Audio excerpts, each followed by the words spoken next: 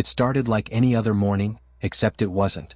Gregor Samsa opened his eyes and stared at the ceiling. The pattern of the wallpaper, the muffled ticking of the alarm clock, the cold gray light filtering through the blinds, all of it was familiar. But something was wrong. He couldn't move the way he used to. His back felt hard, curved. His limbs twitched awkwardly, skittering without rhythm. Panic began to seep in, not like a scream but like a slow leak into the mind, quiet, cold, and irreversible. He tried to sit up. He couldn't. Instead he heard it. The scratching sound. From himself. He had no name for what he had become, and that's what made it worse. There was no monster he could blame. No nightmare to wake from. Only the weight of the blankets and the awful truth. Gregor Samsa had turned into something. But even now, with horror blooming inside him, Gregor's first thought wasn't about his body. It was about work. He was late. The absurdity of it all didn't strike him. He had turned into a monstrous insect, and yet, all he could think about was missing the morning train and disappointing the chief. The walls of his room closed in. His suitcase was packed, ready for another meaningless trip. His uniform hung neatly. Outside his door his mother stirred. The father cleared his throat. And Greta, his sister, was probably setting the table. Gregor had always been the provider. The obedient son. The one who bore the family's debts on his back.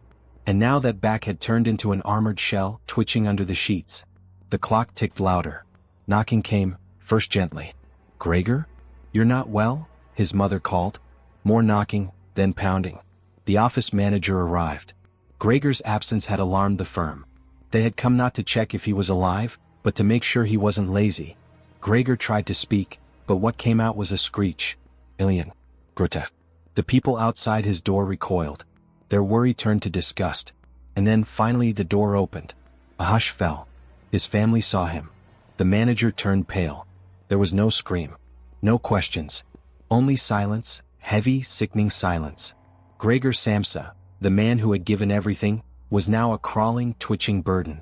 And so began the slow unraveling of what it means to be human. Gregor's world shrank to the size of a bedroom. Once the door shut again, the house returned to its rhythms, as if trying to pretend nothing had changed. But the silence was different now. It carried a stench of fear and denial. Gregor listened. The footsteps were softer near his room. Conversations dropped when they reached his door. Plates were placed more gently. His existence had become something obscene, a whisper in a home that once relied on him. His mother cried a lot in the kitchen. His father mostly stayed silent, heavy in his chair. Greta, his sister, was the only one who came into his room, tiptoeing in with stale bread and lukewarm milk. She would open the door just enough to slide the plate in, never looking him in the eye. Still, he loved her for that. Her care, however brief, was a thread to the life he had lost. Gregor tried to hide behind the couch whenever she entered. He didn't want to scare her. He didn't want to be seen, not like this. Because deep down, a part of him still believed this was temporary. That one day he'd wake up again. That one day he'd walk out the door, put on his uniform and head to work. But the body does not wait. His skin, once smooth, was now a hardened carapace. His voice, once anxious and soft, had disappeared entirely. His hunger shifted too. He no longer craved human food. He crawled along the walls, clung to the ceiling. Dust became his playground. Trash, his nourishment. And then came the apple. It was his father's breaking point. Gregor had left his room, not to attack, not to speak, just to see. Just to feel the hallway under his limbs again. His father, without warning, picked up apples from the dining table and began to hurl them at his son. One lodged into Gregor's back, piercing his shell, embedding itself deep. He crawled back, wounded and gasping, if a creature like him could gasp. From that day on, Gregor stopped leaving the room. Not because they told him to, but because he understood. He was no longer part of the house. No longer a son. No longer a worker. Just a thing. Something to be fed. Fear. Forgotten. And so, he withdrew, not just from the family but from hope itself. Trapped in the prison of the familiar, where love used to live, and now only duty remained. At first, Greta was his only lifeline. She brought him food twice a day, not out of love but out of duty. She never stayed long. She spoke to him only through the door. But in those early weeks, her footsteps were still gentle, her presence still human. And then, things changed. The visits became briefer. Sometimes she forgot to feed him. Other times she slid in old scraps, untouched and cold. She no longer called his name. No longer asked how he was doing. not even with her voice. She stopped caring whether he ate at all. Gregor noticed it all. He began hiding more often, curling into the shadows behind the furniture, not just out of shame, but because he felt it was easier for them if he disappeared. And so he did. Slowly. Quietly. But even his disappearance became a burden. The room that once held Gregor now became a storage space. Broken furniture, dusty linens, old boxes, all dumped around him as if his space no longer belonged to anyone. His sanctuary had turned into a trash heap. And in that filth he lay, wounded, rotting, barely breathing. His mother, heartbroken but helpless, once came in with Greta to clean. For a moment, Gregor felt something like warmth again. Her voice trembled as she looked around. "My poor boy," she whispered. But it was fleeting. Gregor moved and the sight of him, just the sight, caused her to faint. Greta screamed. Panic erupted. And when his father entered the room and saw them both in tears, he didn't ask questions.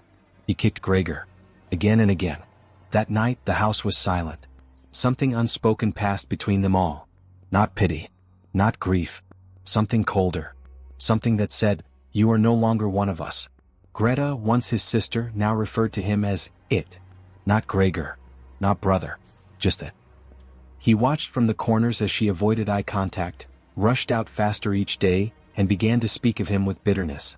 "We can't live like this," she said one evening. "It's killing us." No one disagreed. Gregor's pain wasn't just physical anymore. His shell was cracked, yes. His body frail. But what hurt most was the silence, the kind that replaces love with shame. He was no longer hated. He was worse than that. He was tolerated. And in that quiet house, filled with familiar faces that no longer saw him, Gregor Samsa began to die, not all at once, but piece by piece. By winter the house no longer smelled like home.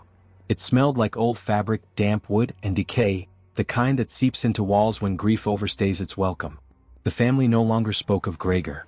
They worked jobs they once looked down on. Their clothes were worn, their spirits thinner. But there was one thing they all agreed on, even if unspoken. Gregor was the reason they suffered. New tenants moved into the apartment. Strict, proper men who paid rent on time and expected silence. The Samsas cleaned the home obsessively, but Gregor's room remained untouched. It was the dark secret behind a locked door, the shame they carried like a wound. One night, the tenants demanded a violin performance from Greta. She agreed. Her hands trembled as she played, not with joy but as a duty, another sacrifice for survival. And from the dark, Gregor listened. Something stirred in him. He crawled to the door, pulled it open, and for the first time in weeks, moved into the hallway, slowly, carefully. He was drawn not by hunger or curiosity but by music. That one lingering thread of humanity. The sound of his sister's violin, once his pride, now his heartbreak. He didn't want to frighten her. He just wanted to listen.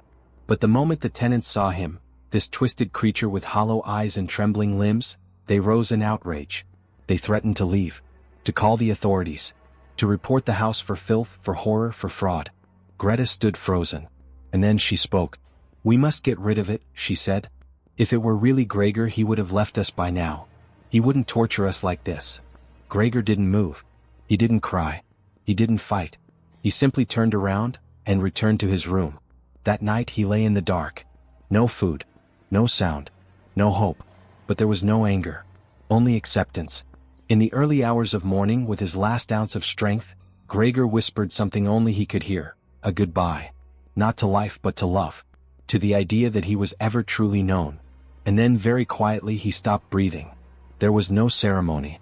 No prayer. No name spoken. Just a dead insect in a dark room. And the door finally closed. When the cleaning lady entered Gregor's room the next morning, she found him still. Curled into himself. Limbs tucked tight. Shell cracked but peaceful. As if he had been waiting for someone to notice, one last time. She poked him with a broomstick. "Dead as a doornail," she muttered. Not a whisper of sadness. Just the relief of a job made easier. She told the family over breakfast. The father sighed. The mother sat down heavily. Greta, who had once sobbed over his locked door, simply nodded. No one asked how he died. No one even said his name. It was over. That was enough. They spent the morning cleaning. Not mourning. The furniture was moved back. The curtains opened. Sunlight returned to the hallway. Gregor's room, once a tomb, became just another part of the house. The tenants were dismissed, politely but firmly. The family was done bending. Later that day they went for a walk. A real walk. Together. It was spring. The sky was soft. The city hummed like a new song. For the first time in years they smiled. They spoke of finding a new apartment. A smaller one. A brighter one. A future without the weight of Gregor, or what he had become. Greta stretched her limbs beside a fountain, and her parents watched with pride. She was growing up. Blooming even. She had suffered, yes, but now she would live. She would marry. She would start fresh. There was no mention of the man who had fed them, sheltered them, bled for them. Gregor had been the bridge, but once crossed they burned it without looking back. And so ends the story of a man who gave everything, even his body, for the people he loved.